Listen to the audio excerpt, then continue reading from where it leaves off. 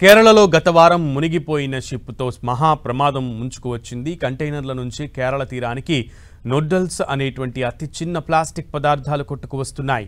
మునిగిపోయిన షిప్పులోని కంటైనర్ల ద్వారా ఇవి లీక్ అయినట్లు తెలుస్తోంది. దీంతో ఈ నూడిల్స్ ని జలచరాలు తీసుకుంటే తద్వారా జీవ వైవిధ్యం దెబ్బతినడమే కాదు, తీర ప్రాంతంలోని మనుషులకు కూడా యమ డేంజర్ అంటున్నారు. ఇంతకీ ఏంటి నూడిల్స్ అంటారా? స్టోరీ చూడండి. కేరళలో మునిగిన షిప్తో మహాముప్పు.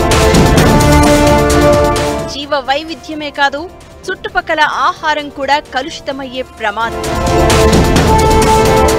లైబీరియాకు చెందిన భారీ షిప్ గత వారం కేరళకి దగ్గరలోనే ప్రమాదవశాత్తు మునిగిపోగా ఇప్పుడు అది మరో రూపంలో ముప్పుకి దారితీసేలా ఉంది. MSC ఎల్సా 3 అనే ఈ షిప్ మునిగిపోవడంతో ప్రమాదకర రసాయనాలు సముద్రంలో కలిసిపోతున్నాయి.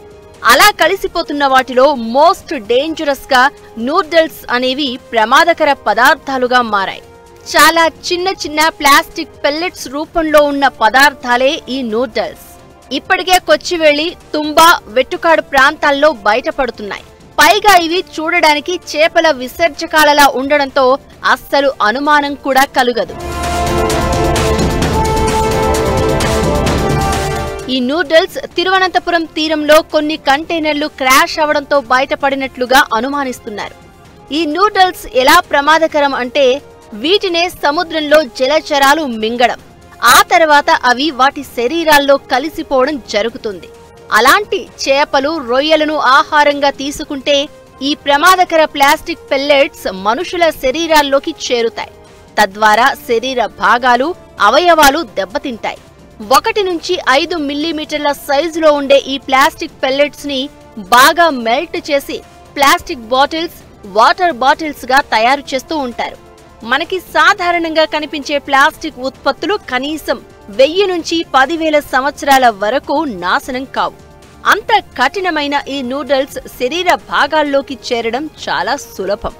కానీ వాటిని వడపోయడం మాత్రం చాలా కష్టం. కేరళ తీరంలో కొట్టుకొచ్చిన nurdles low density polyethylene, high density polyethylene రకపువి. ఈ రెండూ కూడా ప్లాస్టిక్ ఉత్పత్తుల తయారీకి వాడేవి. అందుకే ఈ సూక్ష్మ ప్లాస్టిక్ పదార్థాలు పరిశోధకులు, శాస్త్రవేత్తలను బెంబేరెత్తిస్తున్నాయి. ప్రపంచవ్యాప్తంగా ప్రతి ఏటా 2,30,000 టన్నుల నూడిల్స్ సముద్రంలో కలుస్తూ ఉంటాయని అంచనా. వాటికి ఉన్న తేలిక బరువు ద్వారా వేల కిలోమీటర్లు గాల్లో ప్రయాణిస్తాయి. సముద్రపు పక్షులు, చేపలు సహా ఇతర సముద్ర జీవులన్నీ వీటిని ఆహారం అనుకుని తీసుకుంటాయి.